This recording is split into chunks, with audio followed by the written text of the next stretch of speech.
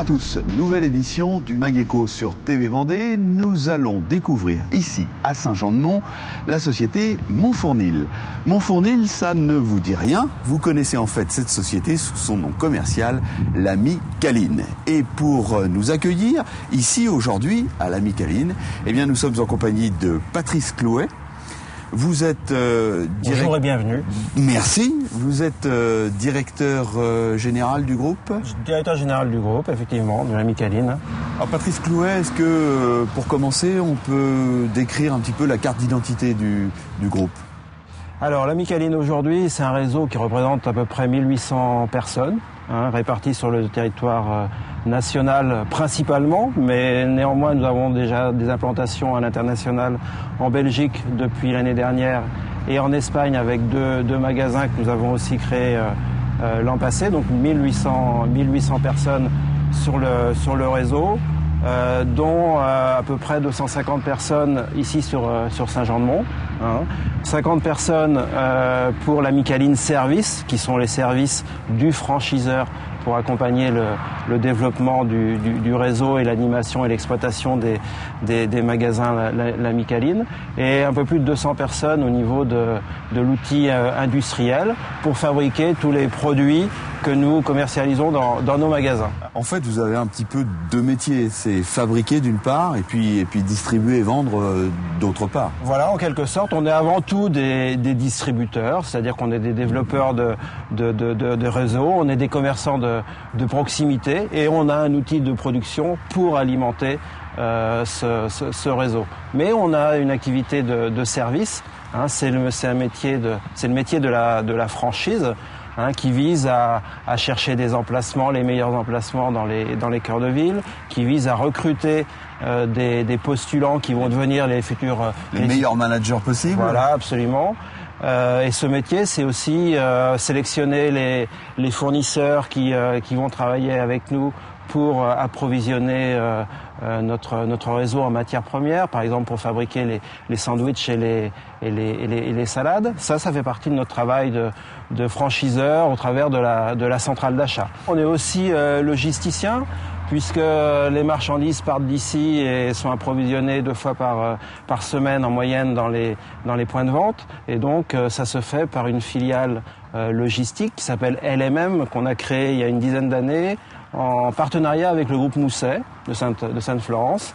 Et donc chaque jour on a une cinquantaine de camions qui approvisionnent l'ensemble des points de vente. Il y a un élément qu'on n'a pas donné, c'est l'élément chiffre d'affaires de la société d'une manière générale. Chiffre d'affaires consolidé du groupe, on va dire 60 millions d'euros. Chiffre d'affaires développé par les magasins, 125 millions d'euros en 2009. D'accord.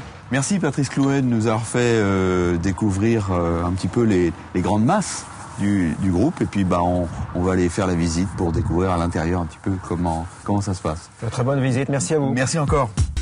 Et pour aller plus avant dans la découverte de cette société Montfournil et du réseau l'Ami Caline, eh bien nous avons rendez-vous avec Lara Bartaux-Poulain. Bonjour. Bonjour. Merci de nous accueillir. C'est avec plaisir. On commence par quoi? Écoutez, on va commencer par les bureaux, avec tous les services de la franchise. Donc il y a beaucoup de personnes qui travaillent derrière, parce que c'est vrai qu'on produit, mais derrière on développe un réseau et il faut qu'on satisfasse un réseau qui a besoin de services. Donc, oui, c'est une véritable organisation. Voilà.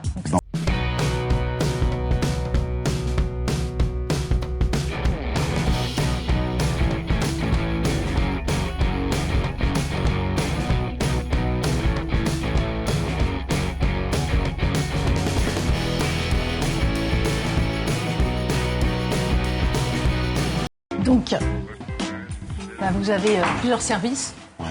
Là, vous avez toute la partie service marketing, donc avec 5 personnes qui travaillent pour créer des actions commerciales pour les magasins. Alors, on peut redire 2 mots du réseau, c'est quoi? C'est près de 200 magasins à travers la France? Près de 200, on est à 192 actuellement. D'accord. 192 magasins, dont on va dire 75% en franchise. Donc on fait de la gérance, mais on a quelques magasins filiales.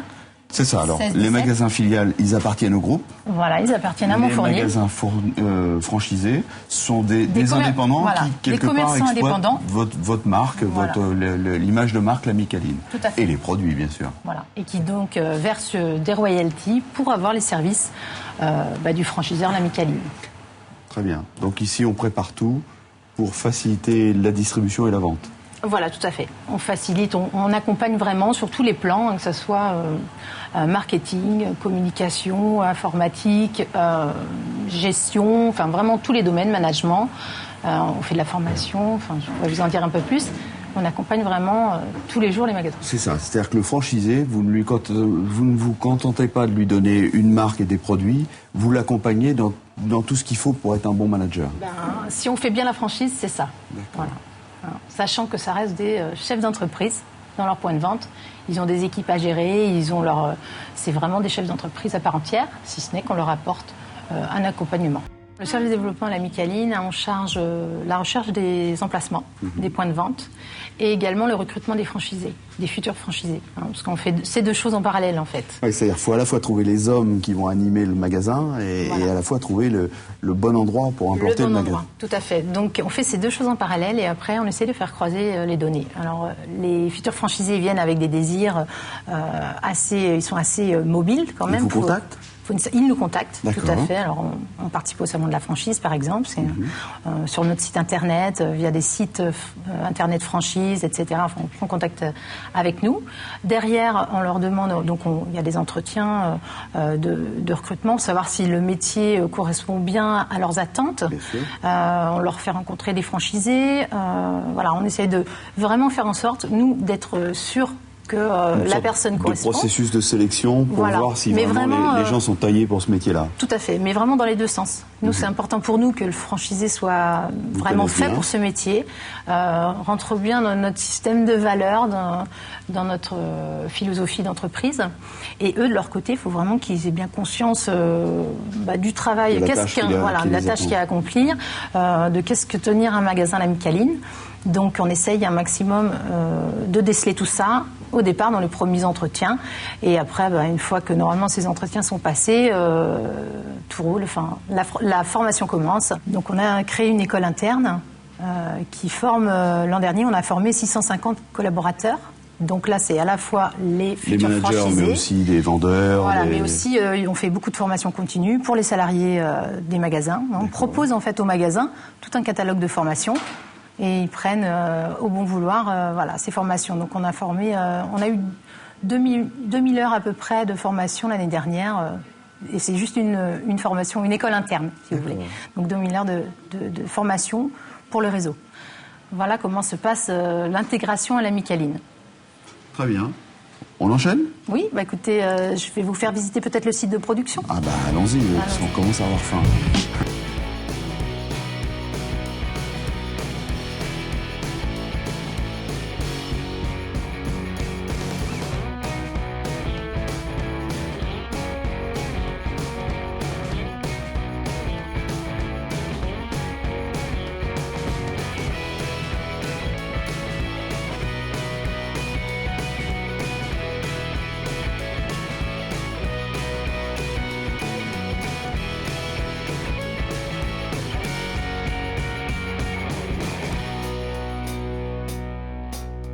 Donc sur le site de production, on a un laboratoire recherche et développement, le R&D, et donc qui travaille sur la création de nouveaux produits et également sur les produits qui sont dans la gamme de La Micaline, pour sans cesse les améliorer.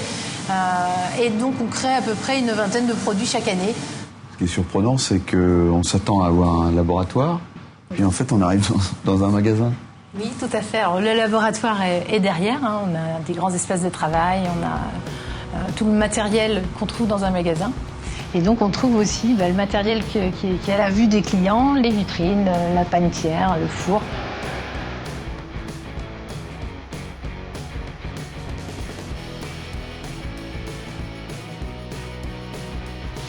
Là on est au cœur de la production.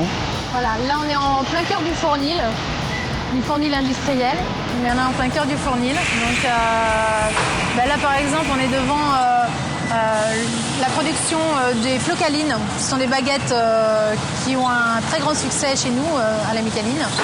Donc on est aujourd'hui à 8 millions d'unités vendues en 2009, ce qui représente 50% des baguettes vendues dans les magasins. Voilà. C'est une baguette en fait très alvéolée, fabriquée de manière artisanale. C'est pas vraiment ça, mais on leur laisse vraiment un temps de pointage long. Enfin, on est plus proche de la fabrication artisanale que ne l'est notre baguette blanche traditionnelle. Voilà. Et cette baguette, on l'a lancée en 2008. Vous avez dit un temps de pointage? Oui, le temps de pointage. Un temps de repos. On laisse reposer la pâte en cuve dans les pétrins. D'accord. Ce qui permet à la pâte de s'aérer et de trouver encore plus de saveur. Et ce qui permet aussi à la mie d'avoir plus d'alvéolage. Voilà. Donc là, en fait, on recrée le processus traditionnel d'une baguette, sauf que ce sont des machines qui fabriquent la pâte et la baguette. Tout à fait. Il y a l'assistance de la machine pour créer de manière en plus grosse quantité les produits. Donc là, on mélange les ingrédients. Après, la pâte est fabriquée donc dans nos salles de pétrissage. Ensuite, la pâte est donc mise sur la ligne. Et puis la ligne va faire tout ce qui est découpage des pâtons, au poids réglementaire, etc.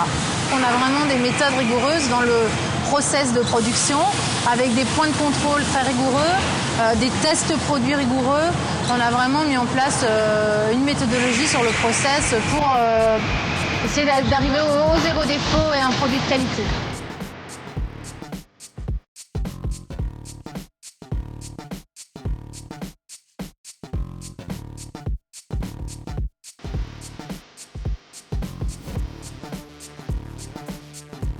Donc la pousse du produit, le pain demande à pousser. À vivre, il y a une réaction chimique. Voilà, il va faire 3 fois son poids avant d'être cuit. Donc une fois poussé, les pains vont être très cuits. Et après au magasin, il suffira d'une dizaine de minutes pour le rendre vraiment finir sa cuisson et le rendre croustillant et chaud à cœur. Voilà, donc ce qui fait toute sa qualité.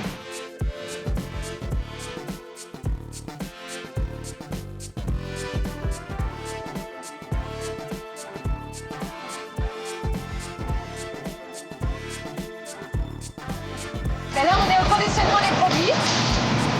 Donc, la phase de conditionnement avant le stockage. Donc, je vais vous emmener visiter aussi le site où on stocke les produits. D'accord. Alors, bien sûr, il y a un tri des baguettes. Celles qui ne sont pas aux normes, qui ont des imperfections, comme celle-ci, par exemple, on les enlève. D'accord. Parce qu'elles ne sont pas régulières, etc.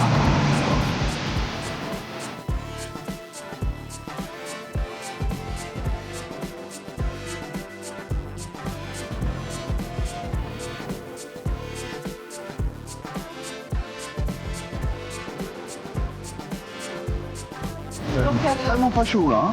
une partie du... Ah oui, il fait moins 20 degrés. Moins 20 degrés. Ah oui. Il faut que le produit reste surgelé à cœur. La chaîne du froid est importante, il faut la maîtriser du début à la fin. Et donc on les stocke à moins 20 degrés ici, c'est une partie du congélateur. Donc vous voyez toutes les caisses de marchandises, viennoiseries, pâtisseries et donc pain, qui sont donc ensuite livrés en magasin.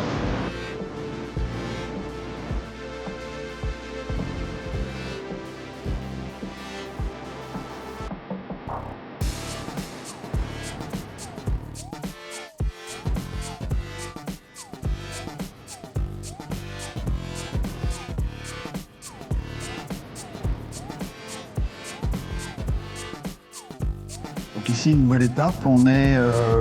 c'est quoi, la nouvelle plateforme de distribution, c'est ça? C'est une toute nouvelle plateforme de distribution, jusqu'ici on n'avait que la plateforme qui est juste derrière le site de production, fait aussi s'occupe de la distribution des produits surgelés. Et ici on a donc toute la distribution des produits frais et des emballages. Donc les produits frais, c'est tout ce qui est produits, matières premières pour faire les sandwichs et les salades en magasin. Donc, tout est stocké ici et dispatché pour partir vers les magasins. Voilà, on a un unique site de fabrication et de distribution ici à Saint-Jean-de-Mont. Ensuite, on a des sites de redistribution, on en a 8 un peu partout en France.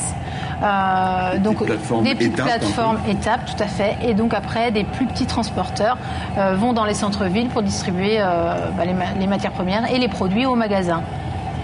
Alors vous avez aussi un système de recyclage des déchets pour maîtriser, qu'il n'y ait pas de carton perdu. Tout à fait. Alors ça va beaucoup plus loin que ça, puisque c'est vrai qu'on a depuis plusieurs années déjà mis le pas dans le développement durable, mis le pied.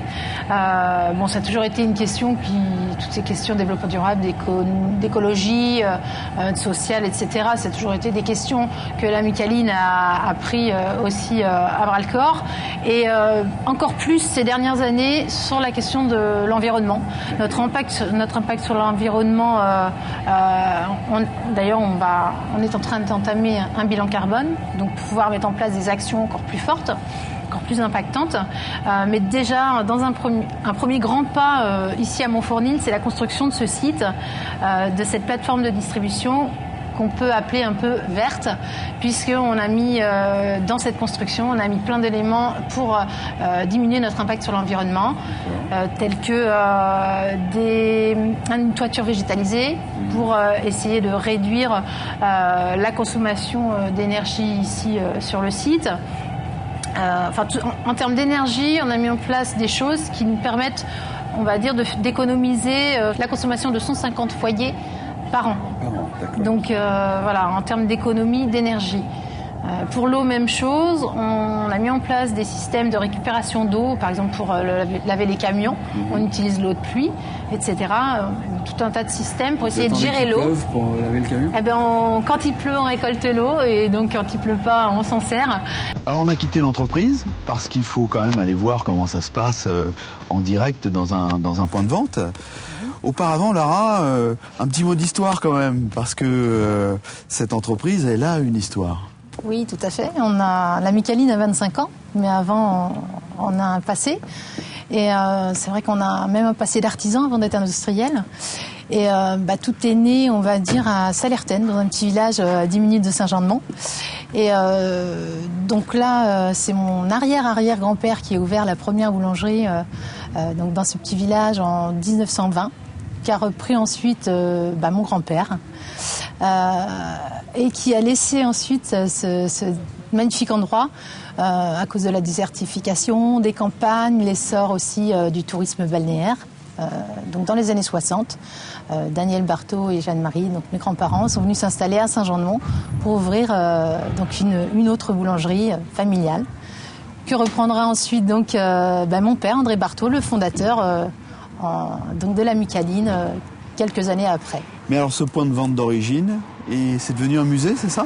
Oui, tout à fait. Donc ça tenait un petit peu à cœur André Barthaud, mon père, de retourner un petit peu sur ses origines. De faire le lien. Il avait envie aussi de parler de son métier, de l'évolution du métier de boulanger, comme il a pu la vivre lui. Et donc on a racheté le site qu'on avait perdu dans le temps, et on l'a racheté en 2002 et on en a fait un musée sur le pain, qui reçoit des visiteurs tout au long de l'année, beaucoup de groupes, une centaine de groupes par an. On a atteint près de 10 000 visiteurs par an. Donc on organise des ateliers de fabrication de pain, pour créer de l'animation dans ce point de vente qui raconte donc l'histoire de la boulangerie en général et de notre famille et de l'Amicaline donc en particulier. Eh bien, en tout cas, merci Lara de nous avoir fait découvrir l'Amicaline. On va conclure dans quelques instants avec David Giraudot. Auparavant, nos rubriques habituelles, le chiffre du Mageco et l'info du Mageco.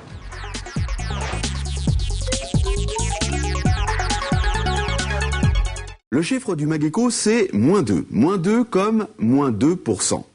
Il faut être clair, le bilan de l'emploi en Vendée en 2009 n'a pas été bon du tout.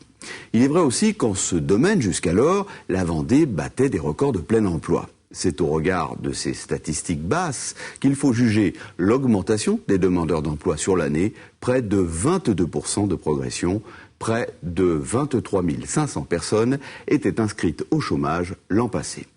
Le seul point de satisfaction, c'est le chiffre du Mageco, c'est ce -2%. En effet, sur le mois de décembre, ce n'est plus une augmentation, mais un véritable recul de 2% qui a été enregistré sur le front du chômage.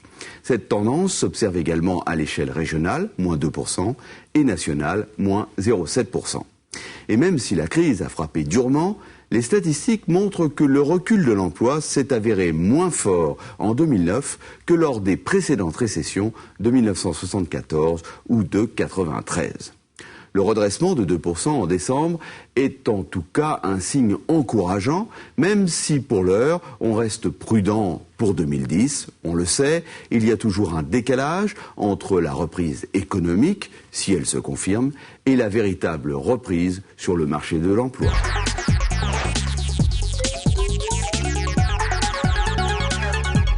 L'info du MagEco, c'est cette initiative prise par les membres du Centre chalandais des jeunes dirigeants d'entreprise.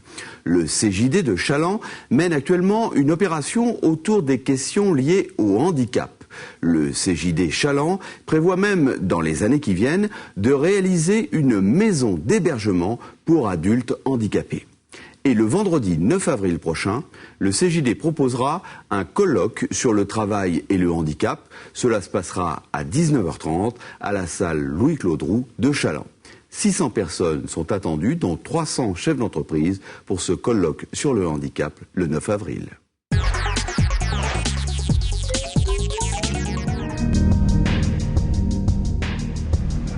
Nous arrivons au terme du MagEco et nous sommes ici dans un point de vente L'Amicaline.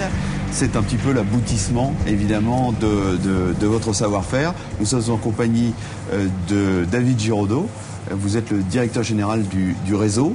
Alors ici, c'est là où tout se passe pour vous. Exactement, ouais. Vous venez de dire le mot, c'est l'aboutissement. C'est-à-dire que tout ce que vous avez vu en amont, c'est pour le bénéfice du client. Hein. Donc ici, vous êtes dans notre magasin de Saint-Jean-de-Mont, un des premiers magasins du réseau, qui fait office également, je dirais, de tests et de laboratoire pour préparer l'Amicaline du futur. C'est-à-dire, en fait, avant de lancer un produit au niveau national, vous testez pour voir un peu la réaction des clients ici? Complètement, je crois que ça fait partie du rôle d'un franchiseur de débroussailler le terrain pour ses franchisés. Hein. Donc tous les produits, tous les nouveaux produits, tous les nouveaux concepts sont d'abord testés, on va dire, dans nos filiales pour après être généralisés sur le réseau si ça fonctionne bien. Comment ça se passe? Il y a des secrets de fabrication et de présentation qui font que vous êtes un peu assuré du succès de la vente ensuite? Le secret, il y a deux choses. Il y a la première chose, c'est l'accueil. C'est inscrit dans nos gènes. Hein. Il y a un adage qui dit l'Amicaline, c'est délicieusement sympa. Je crois que ça fait complètement partie du concept. Et puis le deuxième point, c'est en fait effectivement, on ne peut pas parler de produit sans parler de process. C'est-à-dire c'est du chaud à toute heure ou du frais pour ce qui concerne la restauration. Voilà, c'est surtout l'envie ou la capacité à apporter le bon produit au bon moment pour les clients. C'est-à-dire qu'il n'y a pas le croissant du matin, il y a le croissant de toute la journée en fait. Il y a le croissant de toute la journée, il y a la baguette de toute la journée, il y a le sandwich de toute la journée. Et voilà, les produits sont les plus frais possibles pour nos clients. Le développement de l'Amicaline, vous l'imaginez comment? Toujours plus de magasins? Je dirais une croissance oui, mais une croissance maîtrisée. Hein. Une autre formule qu'on utilise pour nos franchisés, c'est en vivre bien et vivre bien. Donc il ne s'agit pas de faire du développement dans tous les sens. Il s'agit de sécuriser au maximum la réussite de notre franchisé. Donc on fait très attention au choix des emplacements. Hein. Donc oui, on peut se développer sur la France. Oui, on va continuer à se développer sur la France, avec modération, en tout cas avec maîtrise. Et puis l'Europe? L'Europe, on a déjà mis un pied en Espagne, un pied en Belgique. C'est un projet en gestation. On pense que notre concept, enfin en tout cas on a déjà des premiers indices qui font que notre concept est bien perçu par nos voisins. Donc pourquoi pas? Ouais, ça fait partie des objectifs. Bien, merci en tout cas de nous avoir fait découvrir Montfournil et l'Amicaline tout au long de cette émission, tout au long de ce MagEco sur TV Vendée. Une émission que, comme à l'habitude, vous pourrez retrouver tout au long de la semaine sur le site internet de TV Vendée, www.tvvendée.fr. Merci de votre attention et à bientôt sur TV Vendée.